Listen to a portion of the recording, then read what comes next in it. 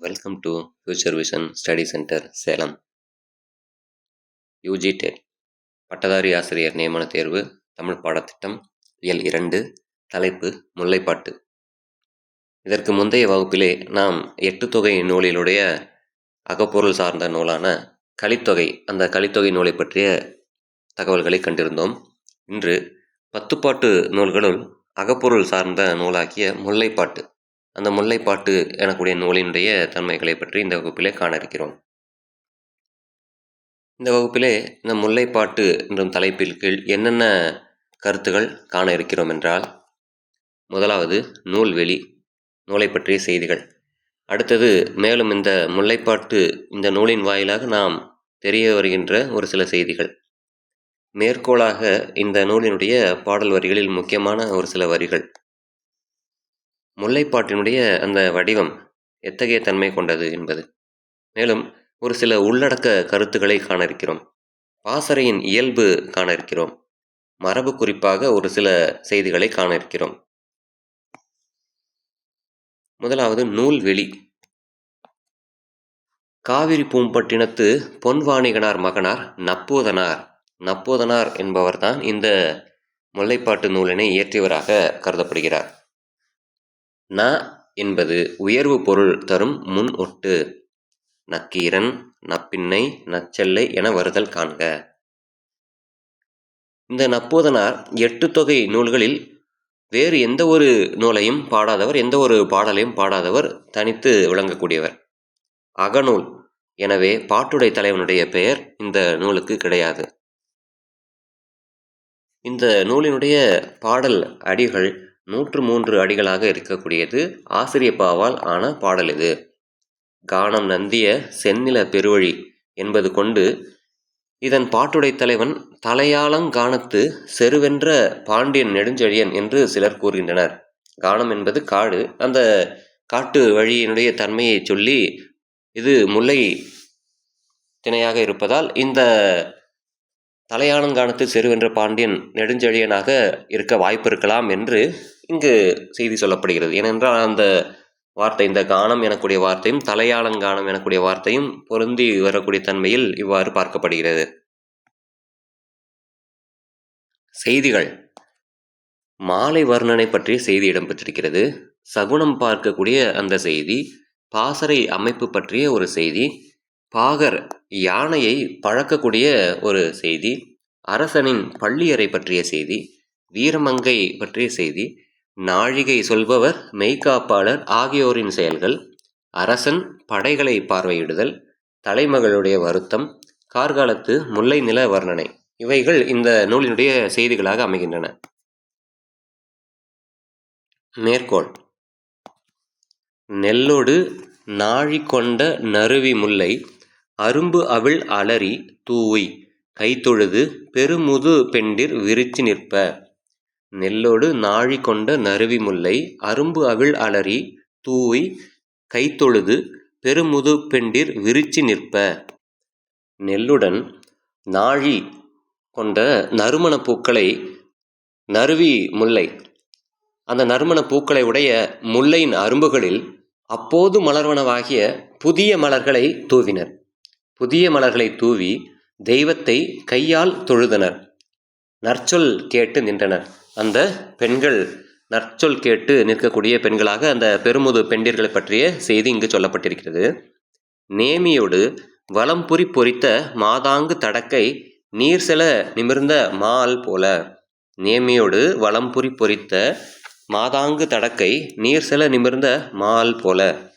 நேமி இந்த சக்கரம், அதாவது வளைந்த சக்கரத்தினையும் வலம்புரி எனக்கூடிய அந்த சங்கினையும் கொண்டிருக்கக்கூடியவன், மாதாங்கு தடக்கை தனது அகன்ற கைகளால் திருமகளை அணைத்து கொண்டிருப்பவன் யார்? திருமால். அந்த திருமால் நீர் செல நிமிர்ந்த மால் போல.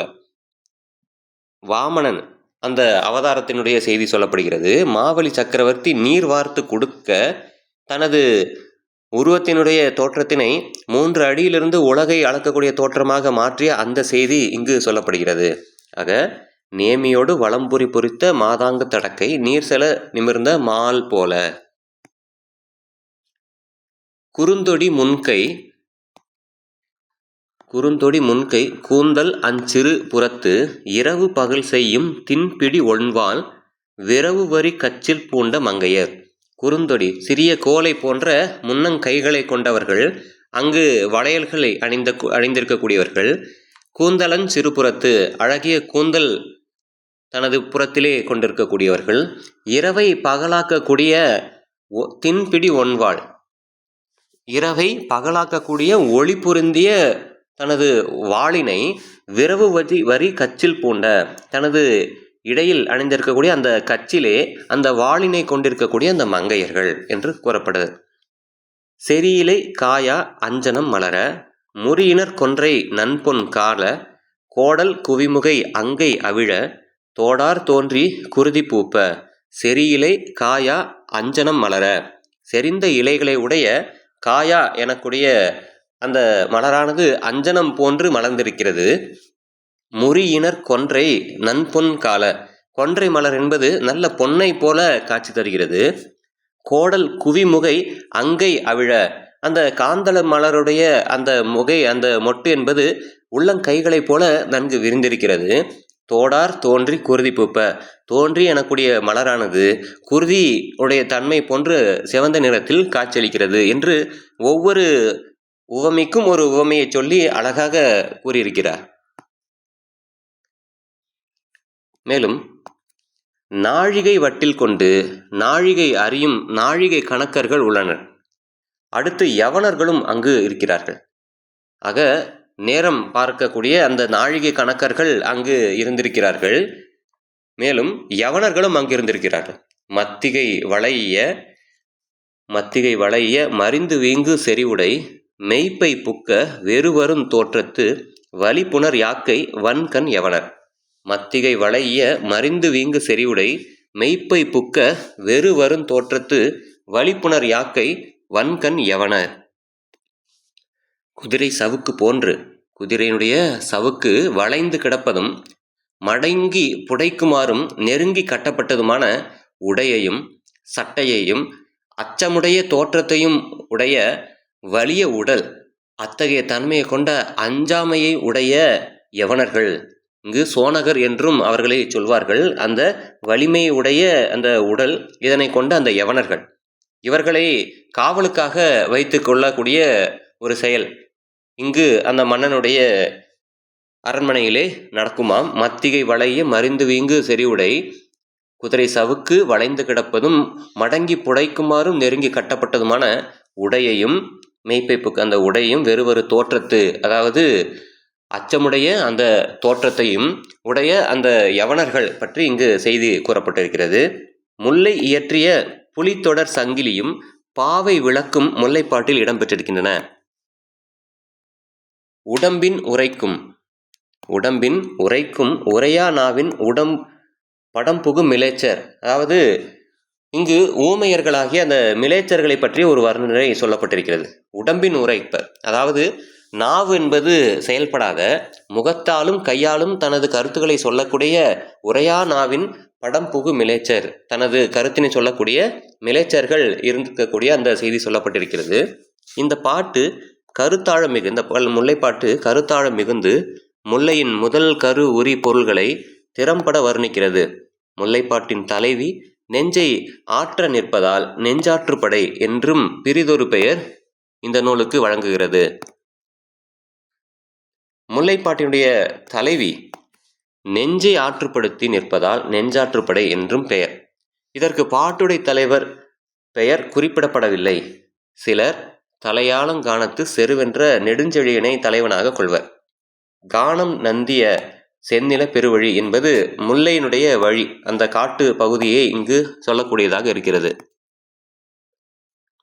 மெய்ப்பை புக்க வெறுவரும் தோற்றத்து வலிப்புணர் யாக்கை வன்கண் யவனர், இங்கு யவனர் பற்றிய செய்தி சொல்லப்பட்டிருக்கிறது. உடம்பின் உரைக்கும் உரையா நாவின் படம்புகும் மிலேச்சரை பற்றிய செய்தியும் இங்கு இடம்பெற்றிருக்கிறது. சேரி இலை காயா அஞ்சனம் மலர முறியினர் கொன்றை நன்பொன் கால கோடல் குவிமுகை அங்கை அவிழ தோடார் தோன்றி குருதி பூப்ப. இந்த வரிகள் கார்காலத்துடைய மலர்ச்சியை சொல்லக்கூடியதாக இருக்கின்றன. இந்த முல்லைப்பாட்டு நூலுக்கு மறைமலை அடிகள் ஆராய்ச்சி உரை எழுதியிருக்கிறார். இந்த மன்னவன் ஒரு கை முடியோடு கடகம் சேர்த்தி நெடுதி நினைந்து இருக்கும் காட்சி அவனுடைய கடமை உணர்ச்சியை காட்டுகிறது. நள்ளிரவு நேரத்திலும் ஒரு கையை தனது தோளிலே வைத்துக்கொண்டு தனது படுக்கை மீது வைத்து மற்றொரு கையை தலையை தாங்கியவனாய் இவ்வாறெல்லாம் அந்த இரவை கழிக்கிறானாம். யார்? நமது மன்னன். ஏனென்றால் பாசறையில் அவனது நிலைமை இங்கு சொல்லப்படுகிறது. ஒரு கையை தனது படுக்கையிலே வைத்து இன்னொரு கையால் தனது தலையை தாங்கியவனாய் அவன் யோசித்து கொண்டு நள்ளிரவில் இருக்கக்கூடிய அந்த கடமை உணர்ச்சி இங்கு சொல்லப்பட்டிருக்கிறது. அடுத்து 10 அடிகளில் தலைவின் அவல நிலை என்பது சுட்டப்பட்டிருக்கிறது. நெஞ்சாற்று படுத்த நிறைத்தபு புலம்பொடு நீடு நினைந்து ஆற்றியும் ஓடுவன திருத்தியும். அதாவது தலைவியனுடைய அந்த நெஞ்சை ஆற்றுப்படுத்தக்கூடிய பிரிவினை தாங்கக்கூடிய அந்த செய்தி சொல்லப்பட்டு நிறைத்தபு புலம்பொடு நீடு நினைந்து ஆற்றியும் ஓடுவன திருத்தியும். நெஞ்சாற்றுப்படுத்த நிறைத்தபு புலம்பொடு நீடு நினைந்தாற்றியும் ஓடுவன திருத்தியும். துன்பம் அடைந்ததால் தன் மனதை தலைவன் பால் செலுத்தி அந்த நிறை அழிந்த இயல்புடைய வருந்துகின்றவளாகிய தலைவி இவ்வாறு வருந்துவது தலைவனின் சொல்லை மீறியதாகும் என எண்ணினாலாம். தன்னை தேற்றிக் கொண்டாளாம்.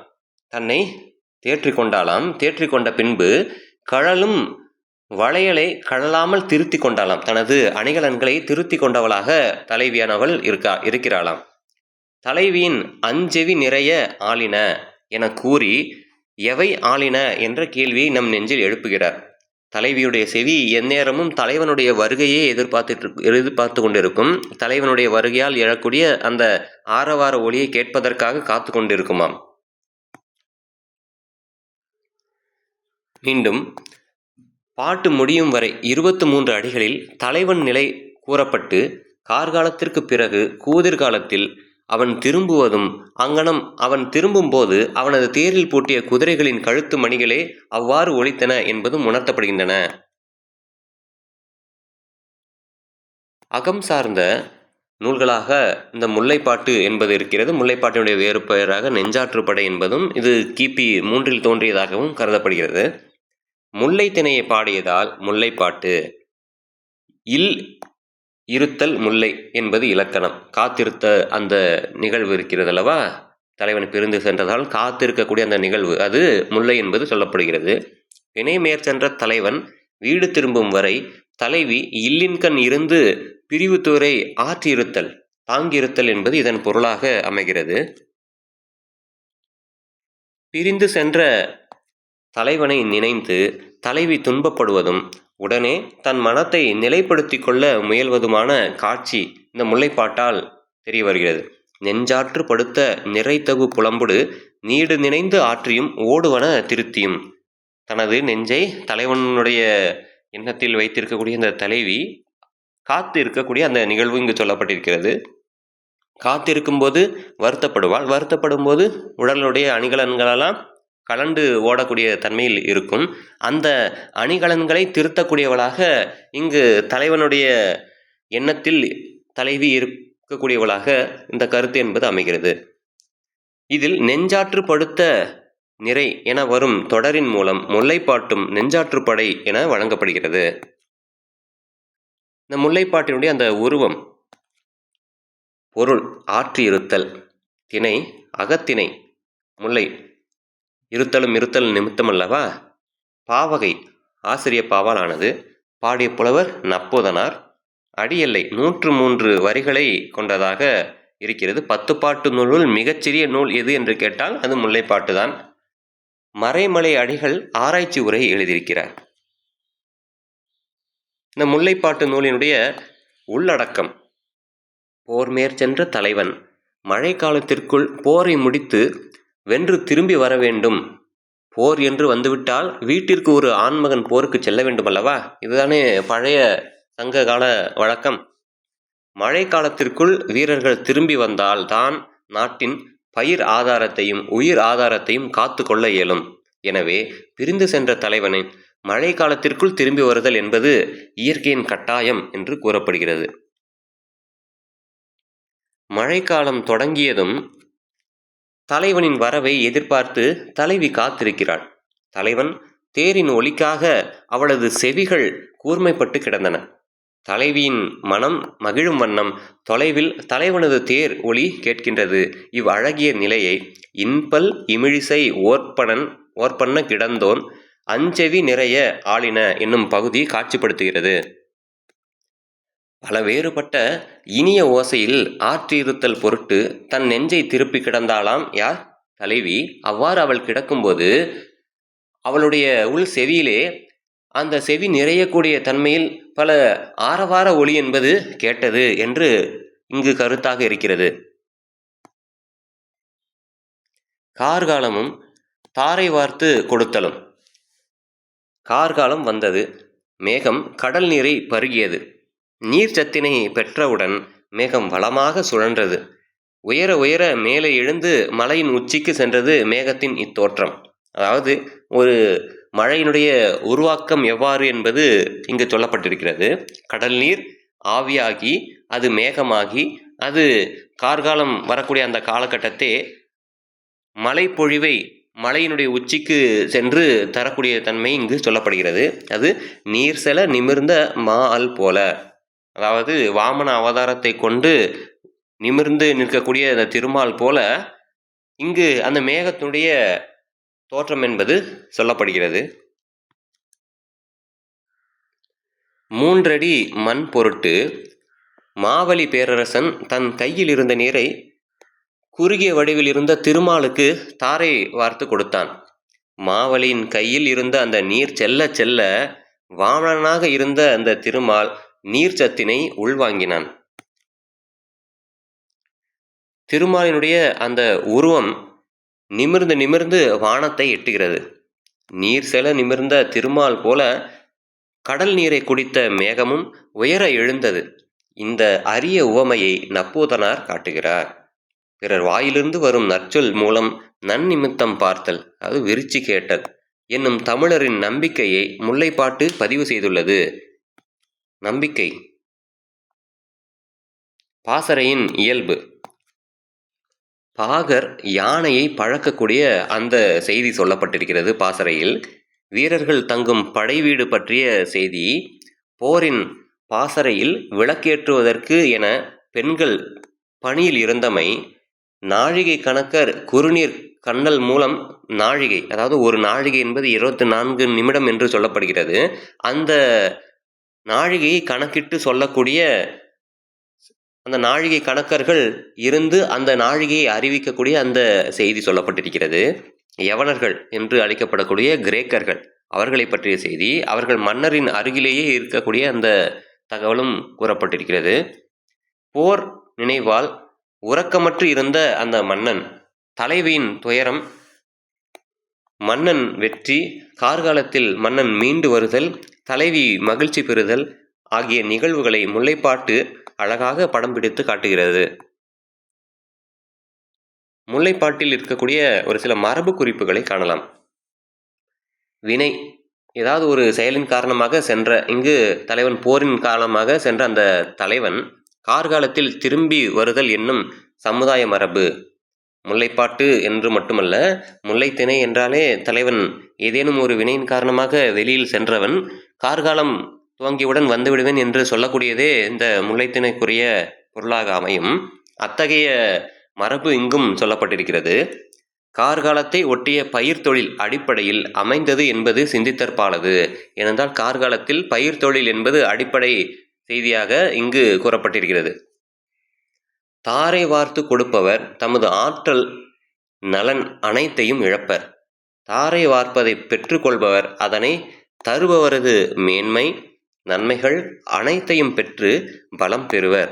இந்த வாழ்வியல் உண்மையை முல்லைப்பாட்டு முன்வைக்கிறது. ஆக தாரை வார்த்து கொடுப்பவருடைய அத்துணை நன்மைகளையும் பெறுபவர் பெற்றுக்கொள்கிறார் என்ற அந்த தகவல் இங்கு சொல்லப்படுகிறது. ஒரு காரியத்தின் பொருட்டாக காத்து இருக்கக்கூடியவர் பிறர் வாயிலிருந்து வரும் சொற்களை நிமித்தமாக சகுனமாக கொள்ளும் தமிழரின் வாழ்வியல் சார்ந்த நம்பிக்கையை முல்லைப்பாட்டு பதிவு செய்கிறது. அதான் நற்சொல் கேட்டல், விருச்சி கேட்டல் என்று கூறப்படுகிறது. ஏதேனும் ஒரு காரியத்துக்காக நாம் நல்ல ஒரு சகுனம் கிடைக்குமா, நல்ல ஒரு சொல் கிடைக்குமா என்று நாம் வெளியிலே ஒரு இடத்திலே காத்து கொண்டிருக்கக்கூடிய செய்தி போன்று இங்கு முதுப்பெண்டிர்கள் நற்சொல்லுக்காக காத்திருக்கக்கூடிய செய்தி சொல்லப்படுகிறது. அவ்வாறு இருக்கும்போது ஒரு செய்தியாக தலைவன் வந்து விடுவார் என்ற அந்த நல்ல சொல் கேட்டவுடன் அவர்களுக்கு நன்மை கிடைக்கிறது, ஒரு நம்பிக்கையும் கிடைக்கிறது. அந்த செய்தி முல்லைப்பாட்டில் பதிவாகி இருக்கிறது. கார்காலத்தினுடைய அந்த தொடக்கத்திலே திரும்ப வருவதாக சொல்லி சென்று அந்த தலைவனை நினைந்து வருந்தும் தலைவி, அவளை ஆற்றுப்படுத்துதல் அதனை முயன்ற அந்த முதுப்பெண்டிர் ஊரின் புறத்தே சென்று விரிச்சி கேட்ட அந்த செய்தி, நற்சொல் கேட்ட அந்த செய்தி அங்கு ஆயர் மகள் ஒருத்தி தாயை நினைந்து வருந்தும் கன்றுகளிடம் கூறுகிறாளாம். கன்றுகள் தனது தாயை நினைந்து வருந்துகின்றனவாம். எவ்வாறு வருந்துகின்றன என்பதும் சொல்லி அந்த கன்றுகளினுடைய தாயர் வந்து விடுவர் என்று கூறுவதாக அமையும். இன்னே கூறிய நற்சொல்லை கேட்டு அதனை தலைவியிடம் கூறி வருகுவர் தாயர் என்று தலைவன் விரைவில் வருவான் என தேற்றுதல். இன்னே வருகுவர் தாயர், அதாவது தனது பசுக்களை, தனது தாயரை, அதை என்றால் கன்றுகள் அந்த தனது தாய் பசுவை நினைந்து வருத்தத்தில் இருக்கின்றன மாலை நேரத்தில். அந்த நேரத்தில் இங்கு நற்சொல்லை கேட்டு காத்திருக்கக்கூடிய பெண்டிர் காதுகளுக்கு இந்த செய்தி என்பது காதில் விழுகிறதாம். நற்சொல்லை கேட்டு காத்திருக்கக்கூடிய இந்த முதுப்பெண்டிருடைய காதிலே அருகாமையில் இருக்கக்கூடிய அந்த கன்றுகளுடைய துன்பத்தை போக்கக்கூடியவளாக ஒரு பெண் அந்த கன்றினை பார்த்து, வெளியில் சென்ற உமது தாயர் சற்று நேரத்தில் வந்து விடுவார்கள், நீ வருந்தாதே என்று கூறக்கூடிய அந்த வார்த்தையானது முதுப்பெண்டிருடைய காதிலே விழுந்ததால் இவர்கள் நிச்சயமாக தலைவனும் வந்து விடுவார் என்ற அந்த நற்செய்தியை கேட்கக்கூடியவர்களாக இந்த முதுப்பெண்டிர்கள் இருந்தது போன்று இந்த கருத்து என்பது சொல்லப்பட்டிருக்கிறது. இரண்டாவதாக, தலைவன் பகை நாட்டில் புறத்தே கடல் போன்று பரந்த பாசறையை அமைத்து தங்கியிருக்கிறான். யானைகள் உணவை வெறுத்து தந்தங்களில் கையை தொங்கவிட்டு நிற்க, பாகர்கள் நாற்படைகளின் நடுவில் அமைந்த அரசனின் அவற்றுக்கு உணவூட்டும் யானை பாடி வீடு, இவையெல்லாம் அங்கு பாசறையினுடைய அமைப்புகளாக சொல்லப்பட்டிருக்கின்றன. அங்கு வளையல் அணிந்த மகளிர் ஒளி பொருந்திய வாளை இடுப்பில் கட்டியவர்களாக நெய் நிறைந்த கிண்ணத்தை கையில் கொண்டு விளக்குகளில் திரியிட்டு ஒளி ஏற்படுத்துதல் போன்றவை எடுத்தியம்பப்பட்டுள்ளன. ஆக பாசறை, அதாவது பகை நாட்டினுடைய எல்லைப்புறத்திலே அமைக்கக்கூடிய அந்த பாசறையிலே இங்கு பெண்கள் விளக்கு ஏற்றக்கூடிய ஒரு பணியில் ஈடுபடுத்தப்பட்டார்கள் என்ற அந்த செய்தியும் இடம்பெற்றிருக்கிறது. மேலும் நள்ளிரவில் கூட தூங்காமல் மன்னன், அந்த மன்னனுடைய காவலுக்காக உலவிக் கொண்டிருக்கும் பெரு மூதாளர் என்பவர்களும், அந்த நள்ளிரவிலும் மன்னனை காண வரும் நாழிகை கணக்கரும், மன்னன் உடன் அவனிடம் பணிகளை செய்ய காத்திருக்கும் செய்கையால் மட்டும் பேசிக்கொள்ளும் ஊமையர்களும் அந்த பாசறையின் கண் காட்டப்பட்டுள்ளனர். இந்த நிலையில் மன்னன் நள்ளிரவிலும் தூங்காது போர்க்களத்தில் பகைவரின் வேலால் தாக்குண்ட யானைகளை காண்கிறான். பகைவரின் யானைகளை வெட்டி வீழ்த்தி தனக்கு வெற்றி வாய்ப்பை ஏற்படுத்தி கொடுத்து உயிர் துறந்த வீரர்களை காண்கிறான். அம்பு பாய்ந்ததால் உண்ணாது வருந்தி கிடக்கும் குதிரைகளும் அந்த குதிரைகளை எண்ணியவனாகவும் இங்கு மன்னன் என்பவன் இருக்கிறான். ஒரு கை பள்ளி ஒற்றி, ஒரு கை முடியோடு கடகம் சேர்த்தி, ஒரு கை படுக்கையிலே வைத்து இன்னொரு கையை தனது தலையிலே வைத்துக் கொள்ளக்கூடியவனாக இங்கு சொல்லப்பட்டிருக்கிறான். ஒரு கையை படுக்கையில் ஒன்றி மறுக்கையை தலையின் மணிமுடியில் கடகம் சேருமாறு வைத்து நீண்ட நேரம் சிந்தித்தவனாக படுத்திருந்து மறுநாள் போர்க்களத்தில் பகைவரை வென்ற இன்பத்தில் வெற்றி முரசங்கள் முழங்கிய நிலையிலும் இனிதாக தூங்கும் காட்சி இங்கு அமைகிறது. மூன்றாவது காட்சியாக, தலைவனை காணாது வருந்தும் தலைவி தன் நெஞ்சை ஆற்றுப்படுத்த இயலாதவளாய் அவனை நினைந்து நினைந்து மனதை தேற்றியும் கழலுகின்ற வளையல்களை திருத்தியும் மயங்கியும் பெருமூச்சு விட்டும் அம்பினால் தாக்கப்பட்ட மயிலை போன்று நடுங்கி நிற்கிறாளாம். விளக்கின் ஒளி படர்ந்த உயர்ந்த மாடத்தில் அருவியை போன்ற இனிய ஓசையுடன் பாயும் மழை நீரின் ஒளியை கேட்டவளாய் கிடக்கிறாளாம் தலைவி. முடங்கிரை சொறி தரும் மாத்திரள் அருவி இன்பல் இமிழிசை ஓர்பனல் கிடந்தோள் என்று காட்டப்படுகிறது. முடங்கிரை சொறி தரும் மாத்திரள் அருவி இன்பல் இமிழிசை ஓர்பன்ன கிடந்தோள். பாவை விளக்கு எரிய ஏழடுக்கு மாளிகையில் கூடல் வாயிலிலே, அந்த கூடல் வாயிலிலே மழை நீர் அருவியாக திரண்டு விழுவதனால் உண்டாகிய, அந்த மழை நீர் அருவி போல திரண்டு விழுவதனால் உண்டாகிய பல வேறுபட்ட இனிய ஓசையில் ஆற்றியிருத்தல் பொருட்டு தன் நெஞ்சை திருப்பி கிடந்தாளாம் தலைவி. அவள் செவியிலே உள்ளம் நிறையும்படி நல்ல ஆரவாரமான ஓசை என்பது கிடந்ததாம். இவ்வாறு தலைவி சுட்டப்படுகிறாள்.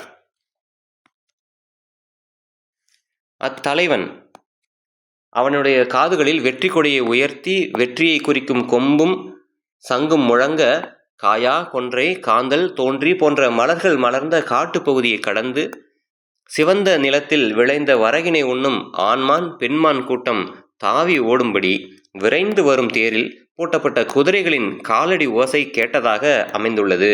ஆக அந்த தலைவியினுடைய காதுகளில் இப்படிப்பட்ட ஓசை என்பது கேட்டதாக செய்தி. ஒரு சில பயிற்சி வினாக்கள் உங்களுக்காக இதுவரையில் பார்த்த வகுப்புகளினுடைய அடிப்படையில். முல்லைப்பாட்டு பாடல் எத்தனை அடிகளை கொண்டது? முல்லைப்பாட்டு இந்த பாடலானது எத்தனை அடிகளை கொண்டதாக இருக்கிறது? சரியான பதில் 103. முல்லைப்பாட்டு இந்த நூலுக்கு வழங்குகின்ற வேறு பெயர் என்ன? தலைவி தனது நெஞ்சை ஆற்றுப்படுத்தி இருந்ததால் நெஞ்சாற்றுப்படை என்று பார்த்தோம் அல்லவா, நெஞ்சாற்றுப்படை. முல்லைப்பாட்டு இந்த நூலுக்கு ஆராய்ச்சி உரை எழுதியிருப்பவர் யார்? முல்லைப்பாட்டு இந்த நூலுக்கு ஆராய்ச்சி உரை எழுதியிருக்கிறாரே அவர் யார்? சரியான பதில் மறைமலை அடிகள்.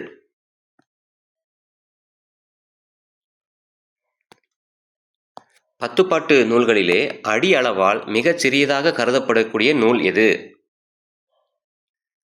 நூல்களிலே அடி அளவால் மிகச் சிறியதாக கருதப்படக்கூடிய நூல் முல்லைப்பாட்டு. நீர் செல நிமிர்ந்த மா அல் போல என்னும் வரியால் உணர்த்தப்படுகின்ற திருமாலின் அவதாரம் இது. நீர் செல நிமிர்ந்த மால் போல என்னும் வரியால் உணர்த்தப்படுகின்ற திருமாலின் அவதாரம் வாமன அவதாரம். ஆக இதுவரையில் நாம் இந்த வகுப்பிலே கண்ட தலைப்புகளின் அடிப்படையில் நாம் என்னென்ன செய்திகளெல்லாம் கண்டோம்? இந்த நூலை பற்றிய கருத்துகள், ஆசிரியர் பற்றிய கருத்துக்களை கண்டோம். இந்த நூல் தெரிவிக்கக்கூடிய ஒரு சில செய்திகளை கண்டிருந்தோம். மேற்கோளாக இந்த நூலினுடைய ஒரு சில பாட்டு வரிகளே நமக்கு தெரிய வருகின்ற தகவலை கண்டோம். இந்த முல்லைப்பாட்டினுடைய உருவம், அந்த வடிவம், பாடலுடைய தன்மை போன்றவை கண்டிருந்தோம். உள்ளடக்கமாக இந்த நூலிலே பொதிந்து கிடக்கக்கூடிய செய்திகளை கண்டிருந்தோம். பாசறையின் இயல்பு எவ்வாறு இருந்தது, அந்த பாசறையினுடைய தோற்றம் எவ்வாறு இருந்தது என்பதை கண்டிருந்தோம். அங்கு பணியாற்றக்கூடிய இடங்களில் அங்கு பெண்களும் இருந்தார்கள் எனக்கூடிய அந்த செய்தியை கண்டிருந்தோம். மரபு குறிப்பாக ஒரு சில தகவல்களையும் நாம் இங்கு கண்டிருந்தோம். ஆக இதுவரையில் பார்த்த இந்த வகுப்பு நிச்சயமாக உங்களுக்கு புரிந்திருக்கும் என்று நம்புகிறேன். மீண்டும் அடுத்த வகுப்பிலே குறிஞ்சிப்பாட்டு என்ற அந்த தலைப்பிலே நாம் காணலாம். அதுவரையில் உங்களிடமிருந்து விடைபெறுகிறேன். நன்றி.